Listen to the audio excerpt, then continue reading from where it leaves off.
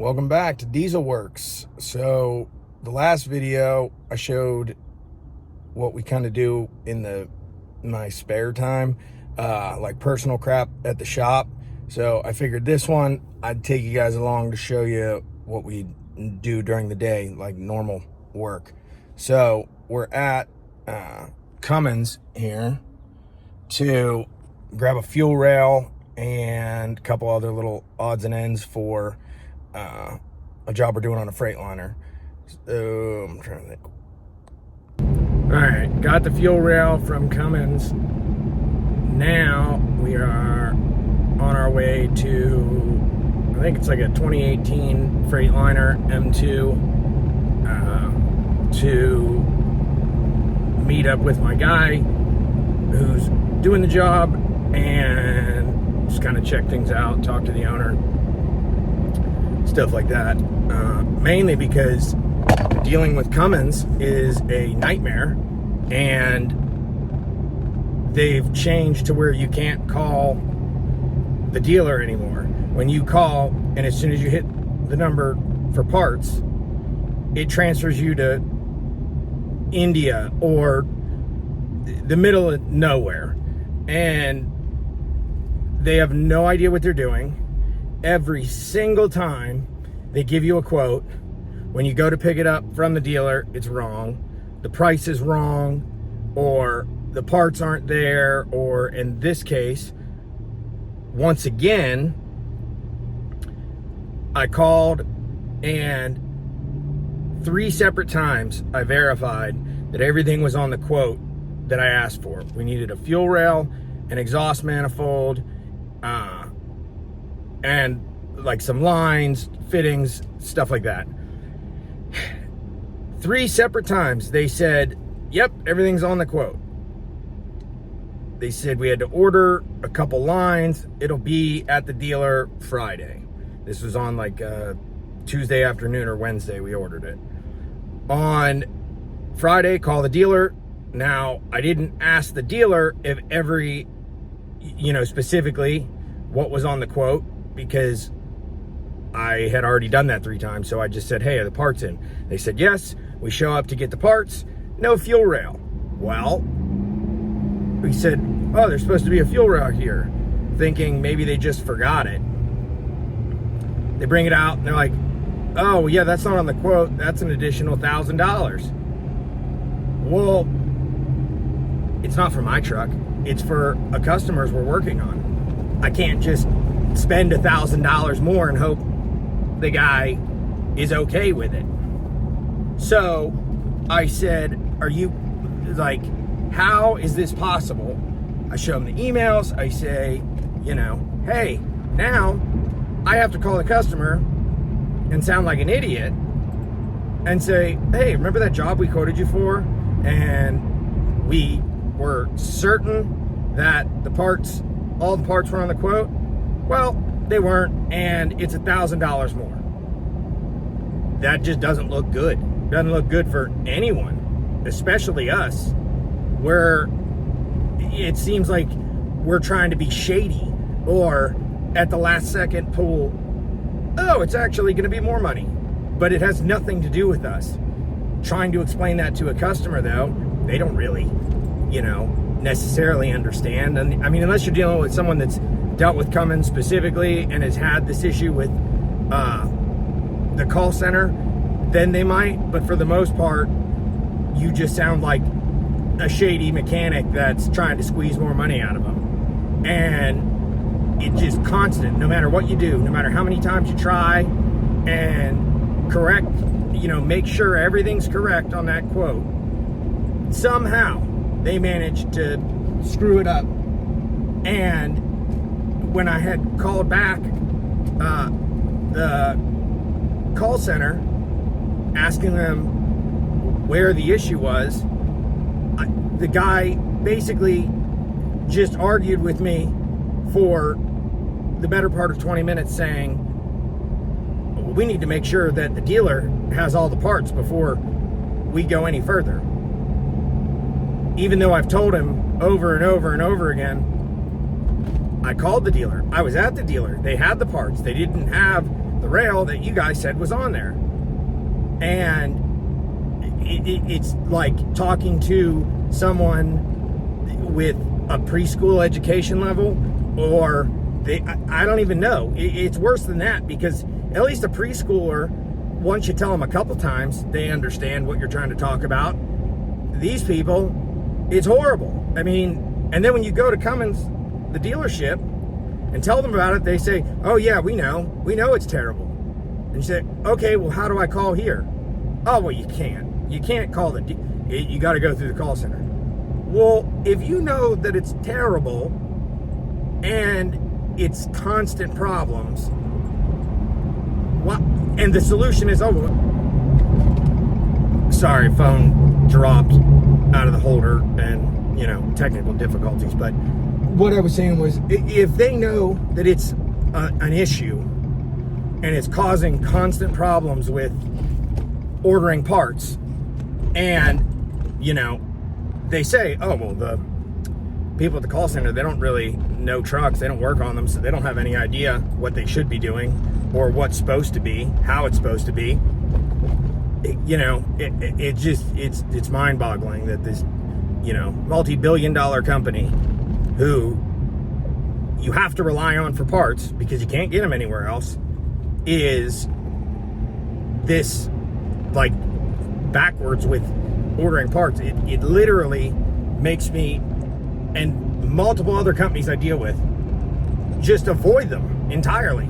Try and do everything we possibly can to avoid them, involving them in anything we do, because it's just a nightmare, a constant nightmare. Ugh. Anyways, so now we got, like I said, like a 40-minute drive down to this truck. Nothing like when your customer is out in the middle of nowhere. There's the other truck, and the truck we're working on.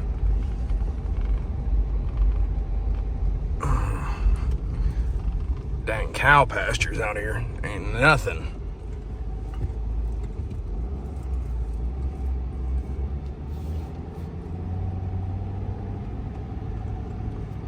Guy's got a couple trucks. Nothing like M2s. Ugh. I don't know why. I just can't stand working on M2s. Maybe because they're like kind of medium duty. I don't know. They just, it's like, come on, buy a real truck, like a big one. I want to see, so I can show the guy. That thing is cracked.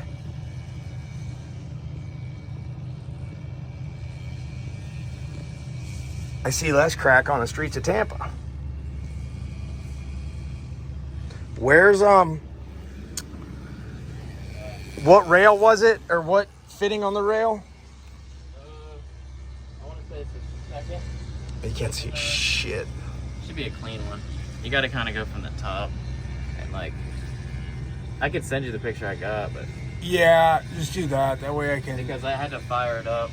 Like I cleaned it all off, wiped it all down, and then fired it up and seen it. Just I'm gonna send him the oil caps missing too. All right, so I didn't get as much video as I would have liked of what my guy was doing to the truck, but I wasn't about to interrupt him or tell him, hey, take a break here so I can put this on YouTube. So now we're off to another truck of different customer, different model truck, a newer Mack Granite GR something. Mack, this place has got like 100 different Macks. So we're gonna go do some diagnostic on newer, on some ones we haven't looked at, and then I think we got to finish up some either repairs or diag on some trucks we looked at last week, and just didn't have time to finish. We had a on sometime last week, the other service truck, the 7.3, blew a high pressure oil line on the middle of the interstate, and we had to get it towed back to the shop because not only did it blow a high pressure oil line, but when it blew that, it moved into a fuel line, which then cut the fuel line, or rubbed through the fuel line, and we had not only oil squirting everywhere, we had fuel. And it just, where it broke down on the interstate, it wasn't safe to be standing there for hours. We didn't have the parts with us to try and fix it. And on top of all that, the most aggravating part is that engine's new. It's got a couple thousand miles on it. And whenever I rebuilt it, I upgraded the high pressure oil lines to the braided stainless, and clearly that didn't help too much because we still had to replace them within like 2,000-3,000 miles, maybe like 4,000. So now we are off to work on the other truck. Okay, so we just arrived at the second customer's truck. It's a fleet we deal with. This one's a 2022, I think, Mack GR. It had exhaust issues, regen problems, some fuel issues. My tech was here the other day, last week, and diagnosed everything. The customer replaced it, and now we're back to reset everything, regen it, and just make sure that all the sensors we told them and everything's correct and the truck's good to go. So I'll take you along here and we'll hook up to it, run the software, all the fun stuff. Let's see.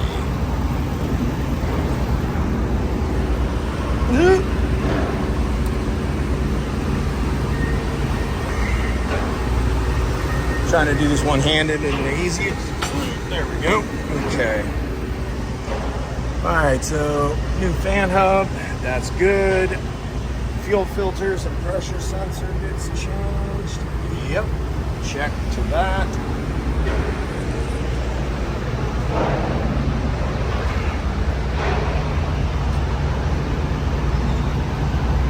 That's a little janky, but all right, let's see. You're supposed to do a PM sensor, which they did. That's new. And they were supposed to do a flex pipe, which they did. All right, so now coolant's full. We will set the hood back down.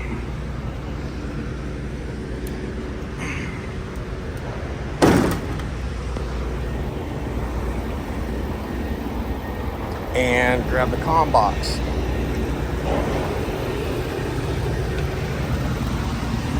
So we use a NextIQ box, USB Link 2. The main reason I use NextIQ is because it's the Wi-Fi edition and it's totally wireless. When you have the wireless, I can program, I can do everything that I could with the USB. Now, one thing that's super important hooking up to these, that is can be a huge issue. So, most of these trucks, almost, any truck you see on the road, now they have digital logs.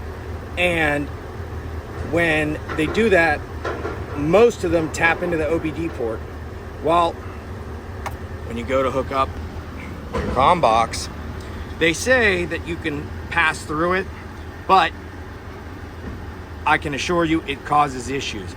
So every truck, the first thing we do is look to see if all the pins are in the connector. If all the pins are in the OBD port, it's not factory. So this one had 2 plugged in actually. So this was plugged into there. Then once you unplug that, you pull it down. Here's the factory one. See how it's missing a bunch of pins? That's how you know it's factory. Always hook up to that.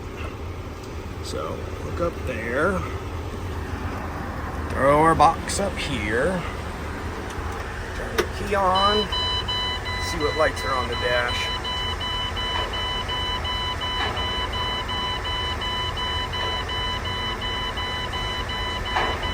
Alright, so far so good. Start it up.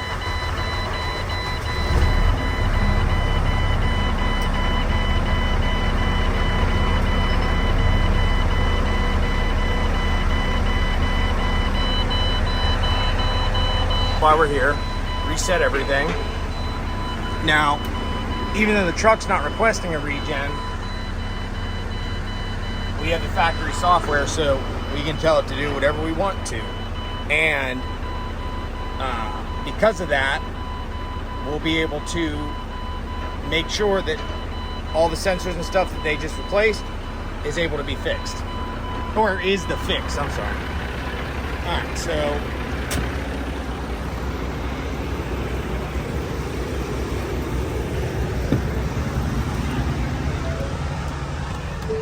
now, because we have the NextIQ box that's wireless, it connects over Wi-Fi instead of, there's a cheaper version that's connects via Bluetooth, and the problem with that is it's only, when you hook up Bluetooth, it's only really good for reading faults. You can't really transmit data like if you had to program it or you had to do run some like certain things, it just doesn't work well with it. Now, my other tech was using this, and he uses a J-Pro box, so we're going to switch that to USB Link 2. We're going to hit OK. And now once it updates, there we go. Yeah. They just want you to buy the Vocom box. I've yet to find something the NextIQ box can't do, that if you spend the $1,000 or $1,500 on whatever Volvo wants, then it'll work. Never found one yet that NextIQ can't do. So you get to sit and wait till it connects.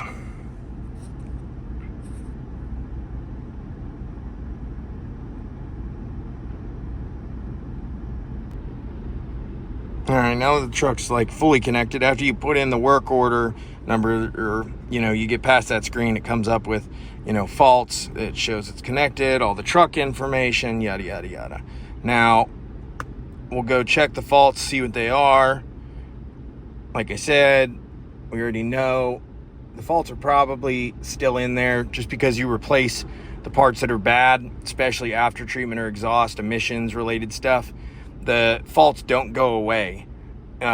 Even if you replace it, it has to be, it almost is like the computer, the ECM forgets to, it stops trying to read the sensor when it shows the first time, like, oh, hey, this sensor's bad. It stops looking for it entirely. And until you go back in and, clear the faults or reset it and say,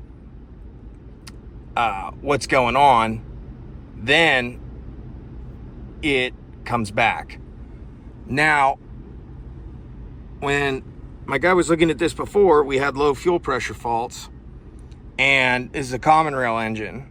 What's really common with these, especially with these two faults, is a fuel filter housing gets crap in it and clogged up. And when that happens, the only way to fix it is replace it. I worked at the Mack and Volvo dealer for quite a while, and when these common rails first came out, this was a huge problem. And as soon as the trucks would come in, if they had either of these faults, for warranty, the first thing that would come up, when you submit it for warranty is, or when you're going through the diagnostic process, replace the filter housing. Now, these faults were active before, these two, but they replaced the PM sensor, and they replaced the fuel pressure sensor when they the customer did the repairs. On these common rails, the exhaust after treatment fuel pressure sensor is also the same as the engine fuel delivery pressure sensor. They use the same sensor and just kind of read at different times. So we're gonna go to test, and we're gonna put this thing through a regen. Now, once you get onto that test tab, we're gonna go over to engine, drop down to inlet exhaust, exhaust after treatment service regeneration. Bunch of warnings. Next.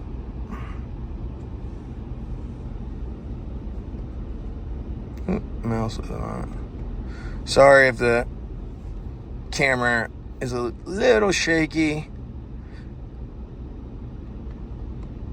It's a bit awkward trying to hold the phone and work the laptop all on the same center console. All right, so this is a screen that you have 3 different types of regens, and if the truck was actually requesting a regen, it would have that little blue mark on one of these. But the general rule of thumb is for repairs and anything like that where you replace sensors, you want to do a sulfur regen. Click next.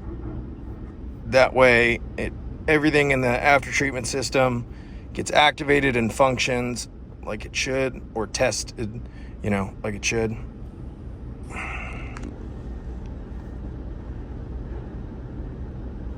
All right, so here's all the info we can watch, but we only really care about a few things.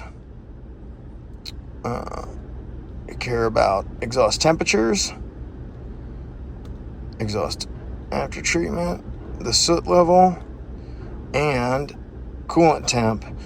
You can't, even with the computer, you can't activate a regen if the coolant temp's below, I want to say it's 106 degrees. So this is 165, we're set. So come over here, click play.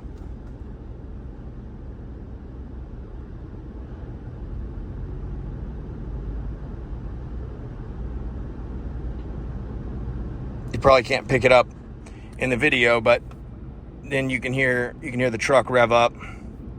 So if we look at engine parameters, see it revs up to about 1200 RPM. And now we just sit and wait.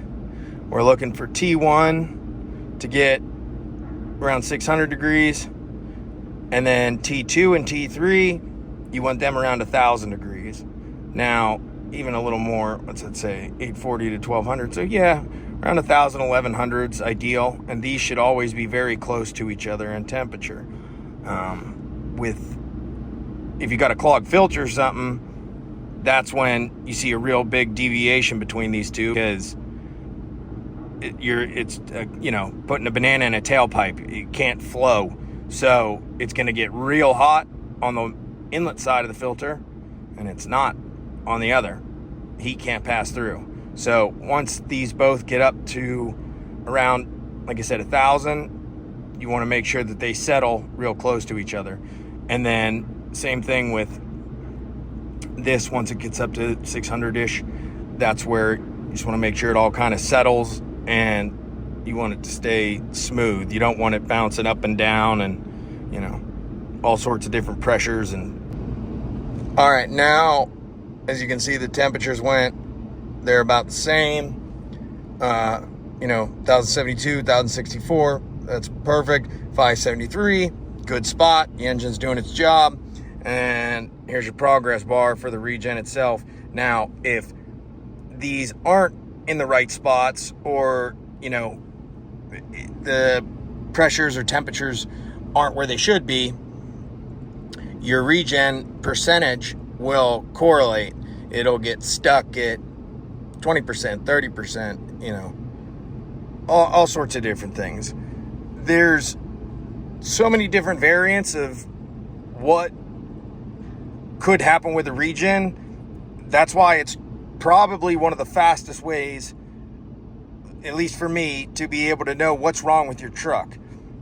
I can put it through a regen and watch what everything does, what all the temperatures, all the pressures do, and I can learn just as much information from what it doesn't do. If the temperatures don't reach certain spots, if they only get to, 500 or, endless possibilities. But that's why a regen isn't just an annoying thing to hit the button. It's a super helpful tool when it comes to emissions and exhaust related diagnostic stuff. All right, so something I just noticed is the after treatment fuel pressure. It's showing 30 psi, which is low. That should be in the 60s, because we had those faults when we first hooked up to it for low engine delivery pressure and low fuel pressure. And like I said, this is a common rail, so you have two sides, the high pressure and the low pressure side. Now, the fuel filters have been replaced already, and it looks as if the filter housing had been replaced at some point recently-ish, and that's why we told them to put filters on it first, try and save some money. Didn't want to jump straight to, put this $1,000 part on it if it could have been fixed with filters. But it's not, clearly. There's an issue with the filter housing. Past the regen, everything looked good other than the fuel pressure being low, like we talked about. So now it goes into cool down mode, where basically it just forces you to wait while the exhaust temps drop, so that way you can't shut the truck off with the exhaust at 1,000 degrees, because if you do that, you really run the risk of destroying your turbo. Yep. Low fuel system, low pressure fuel system, and engine fuel delivery pressure. Mack / Volvo has gotten a lot worse with this, the newer the trucks get, where they will send multiple faults, word them differently, but essentially it's the exact same thing. Engine fuel delivery pressure low. Sorry, data valid but below normal, low. Low pressure fuel system pressure too low. Same exact thing, just said differently. Other than telling the customer needs a filter housing, the exhaust and emissions part of this is done. Now it's on to the next one.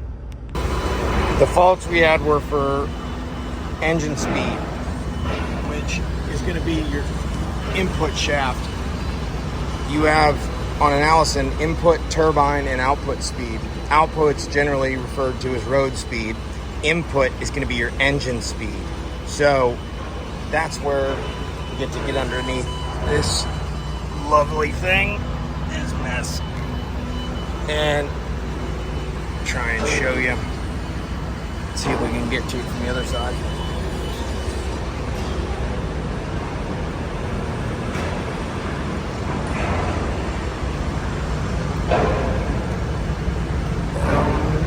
Very front.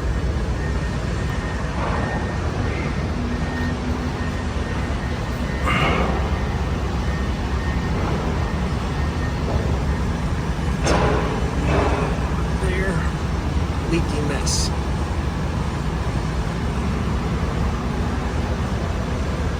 Trying to find the easiest way to get to it.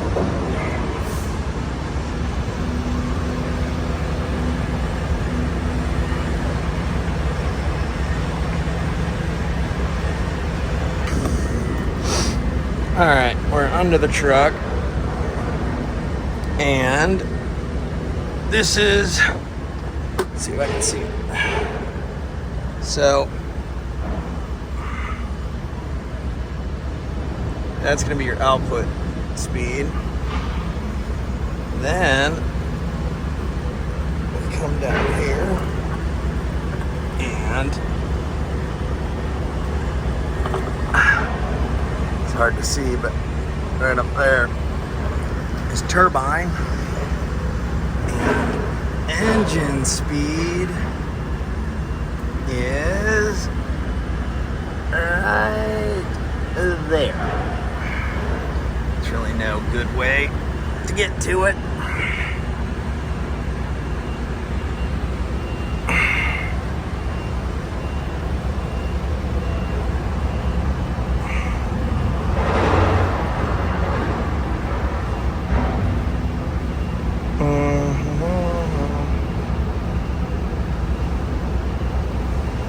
Alright, got y'all flipped around. Yeah, it's right there. Sorry, dirt in my face. So what we're going to do is disconnect that, verify we have the proper signal coming, and as long as we do, then they need an engine speed sensor. It's the shop kitty.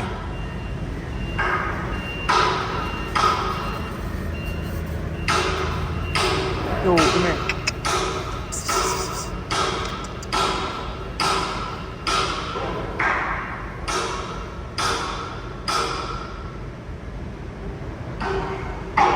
My brother was here once working with me, and he affectionately named this cat Chainsaw, so that's what we refer to him as these days. Old Chainsaw. He's a good chainsaw. I checked out the speed sensor, and the way you do it, take your multimeter right here, set it to ohms, and that sensor should ohm out, the speed sensor should ohm out somewhere roughly between 800 and 1200 ohms. That sensor read OL. So the engine speed sensor's bad. It was too hard to try and hold the phone and also hold a meter and put the pins in the sensor at the same time, so you have to take my word for it. It was bad. Told the customer, and now he's gonna go get a speed sensor for that truck, a fuel filter housing for the other one, and then we will return tomorrow or the next day once the parts show up to install at least the filter housing. They will most likely put the speed sensor in because that's simple, other than the fact that it's in a real pain spot to get to. That's about where we end with it. Now it's back to the shop, to the fun part of the day, paperwork.